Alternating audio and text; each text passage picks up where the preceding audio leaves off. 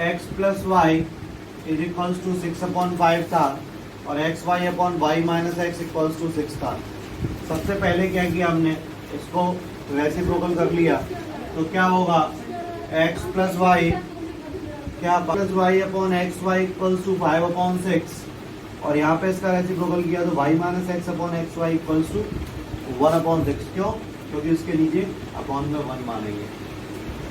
ठीक है, ऐसा नहीं हो सकता कि एक तरफ का रेसिप्रोकल कर लो एक तरफ का नहीं करो, नहीं, दोनों तरफ करना पड़ेगा क्योंकि बीच में इक्वल लगा। इक्वल मतलब दोनों जो इधर कर रहे हो वही उधर करना पड़ेगा, LHS में जो करोगे वही RHS में करना पड़ेगा। अब इसका रेसिप्रोकल करने के बाद अलग अलग सेपरेट किया तो एक्स अपॉन एक्स वाई अलग, वाई अपॉन एक्स वाई अलग।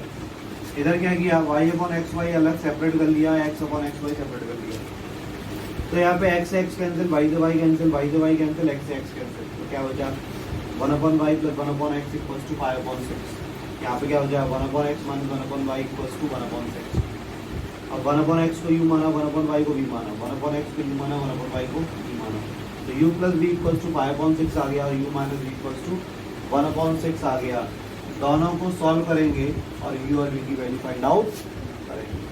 ठीक है, रख देंगे x में रख देंगे तो x की वैल्यू फाइंड आउट हो जाएगी। आगे कर लोगे इक्वल्स टू 5/6 है, u minus v equals to 1/6 है, दोनों को ऐड करेंगे तो u और u 2u हो गया, ये कितना हो गया 6/6 हो गया, तो u बराबर आ गया 1/2 और u की वैल्यू किसी भी इक्वेशन में रख दो 1/2 प्लस v बराबर 1/5/6, मतलब u प्लस v बराबर 5/6 में रख रहे हैं तो v प्लस 2 आ जाएगा 5/6 माइनस 1/2, तो v बराबर आ जाएगा LCM 6 1 जा 6 2 3 जा 6 तो 5 माइनस 3 आ जाएगा, तो v की वैल्यू 2/6 आ जाएगी। 2/6 का मतलब 1/3, u और v की वैल्यू आ गई। अब क्या है 1/x बराबर u है, तो 1/x बराबर u की वैल्यू क्या है 1/2, तो x की वैल्यू 2 आ गई। फिर 1/y बराबर v है, तो 1/y बराबर v की वैल्यू 1/3 है, तो y बराबर 3। ठीक है,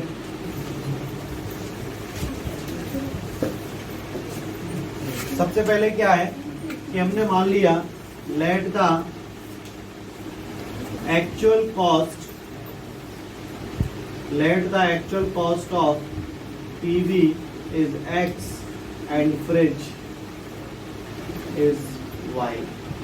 मतलब क्या है, उन्होंने क्या कहा था कि एक शॉप पे कुछ टीवी हैं और फ्रिज है। एक दुकानदार जो है टीवी को स्टार्टिंग क्या है, टीवी को 5% गेन पर बेचता है। ठीक है, और 5% गेन कितना हुआ 105 x/100।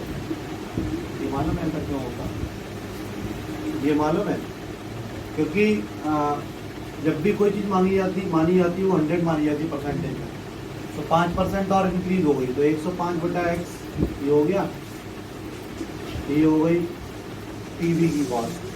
और फ्रिज वो 10% ज्यादा पे बेच रहा है, इतने पे वो बेच रहा है, ये सेलिंग प्राइस हो गया। मतलब पहले प्राइस हमारा क्या था x और y, अब वो 5% ज्यादा, 5% का मतलब 105/100, 10% ज्यादा मतलब 110/100। ठीक है, समझ में आ गई।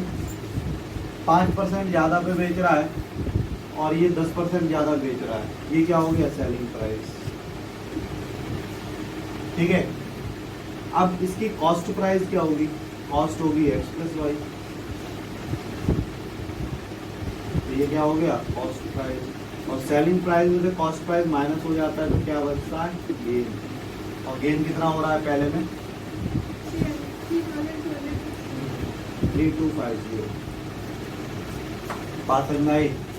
देखो उसने क्या कहा कि टीवी की कॉस्ट जो थी वो x थी और फ्रिज की कॉस्ट y थी, उसने टीवी की कॉस्ट में 5% की बढ़ोतरी कर दी तो 105/100 हो गई, और फ्रिज में 10% बढ़ाए तो 110/100 हो गया। ये तो हो गई सेलिंग प्राइस, कॉस्ट पे बेचा है उसने, और उसने खरीदा किस कॉस्ट पे था, एक्स प्लस वाई पे। तो selling price minus cost price बराबर क्या होता है, गेन, और गेन उसे कितना हो रहा है, 2550 पे जाओ। इसी प्रकार कोई दिक्कत है नहीं। आगे बढ़ते हैं, अब इसको सॉल्व कर लेते हैं। तो 105 x upon 100 minus x, x वाले एक साथ ले लिए, plus 110 y upon 100 minus y is equals to 3250। ठीक है, तो ये एलसीएम लिया तो कितना आएगा, 105 x minus 100 x upon 100, 110 y minus 100 y upon 100 बराबर 3250। तो यहाँ पे हो गया 5x अपॉन 100, यहाँ पे हो गया 10y upon 100 is equal to 3250, 5 two the 10 और ये 0 से, तो x upon 20 plus y upon 10 is equal to 3250। LCM क्या आया, 20 आया, एलसीएम 20 आया, तो 21 या 20, 10 टू या 20, तो x plus 2y equals to 3250, तो x plus 2y equals to 3250 into 20, तो ये हो गया x plus 2y equals to 65000। ठीक है, ठीक है, ये पहली इक्वेशन बन गई। अब आगे क्या कह रहा है वो कि अगर फ्रिज की कॉस्ट में 10% बढ़ोतरी कर दी जाए, सॉरी टीवी की कॉस्ट में 10% बढ़ोतरी कर दी जाए, 10% बढ़ा दो, और फ्रिज की कॉस्ट में 5% की कमी कर दी जाए, कमी कर दी जाएगी तो कितना बचेगा, 95। बात समझ में आई। उन्होंने कहा टीवी की कॉस्ट में 10% बढ़ा दो तो 110 एक्स अपॉन 100 हो गया, फ्रिज में 5% कम कर दो तो 95 अपॉन 100 हो गया। ठीक है, ये तो हो गया सेलिंग प्राइस। कॉस्ट प्राइस क्या होगा, एक्स प्लस वाई, और गेन कितना हो रहा है, 1500। ठीक है, 110 एक्स अपॉन 100, ये तो बढ़ोतरी हो रही थी, यहाँ पे 95 वाई अपॉन 100 होगा। क्यों, क्योंकि यहाँ पे 5% की कमी हो रही थी, और कॉस्ट प्राइस तो आपका एक्स प्लस वाई रहेगा। अब इसको सॉल्व करते हैं।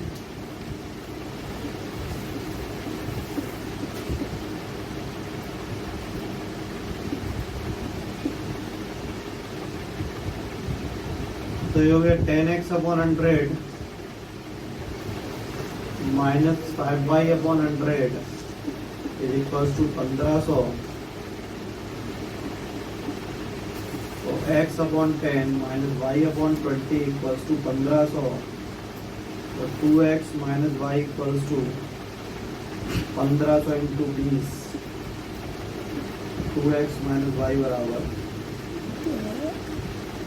30,000। ये इक्वेशन नंबर 2। दोनों इक्वेशनों को सॉल्व करना है, एक्स और वाई की वैल्यू फाइंड आउट करनी है। mx minus ny equals to m square plus n square, और x plus y equals to 2m।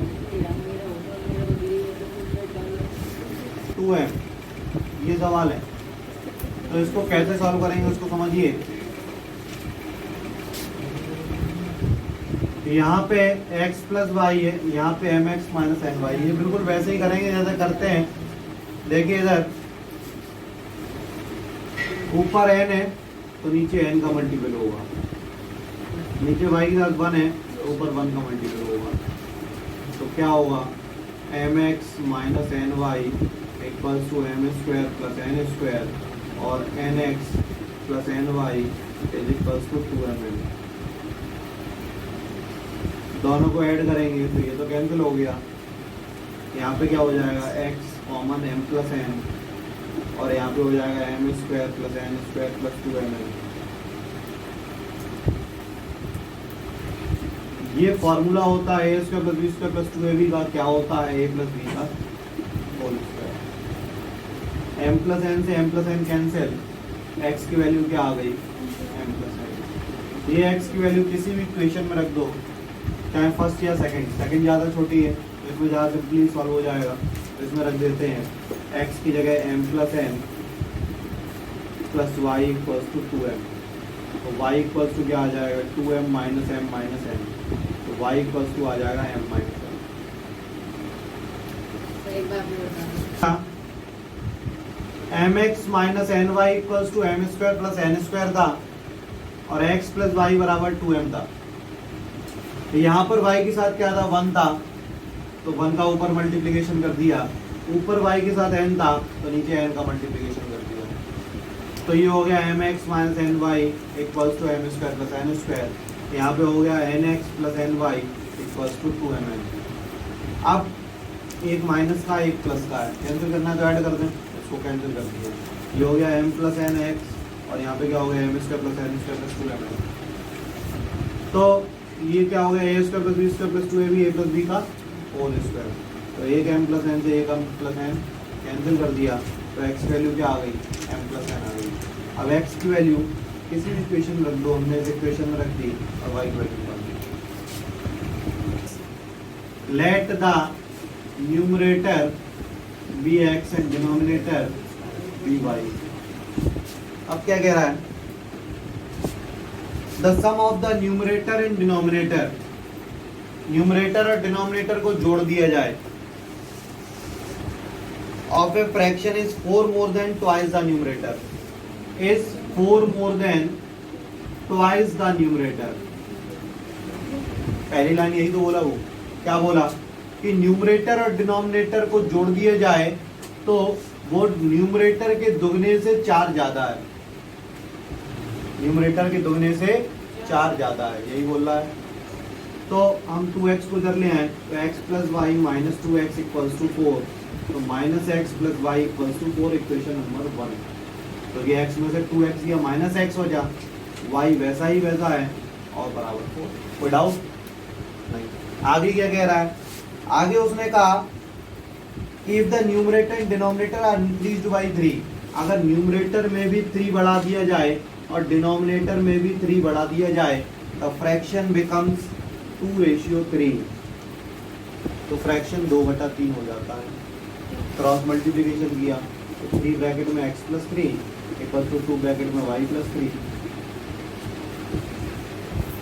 तो कितना आ जाएगा ये 3x plus 9 equals to 2y plus 6।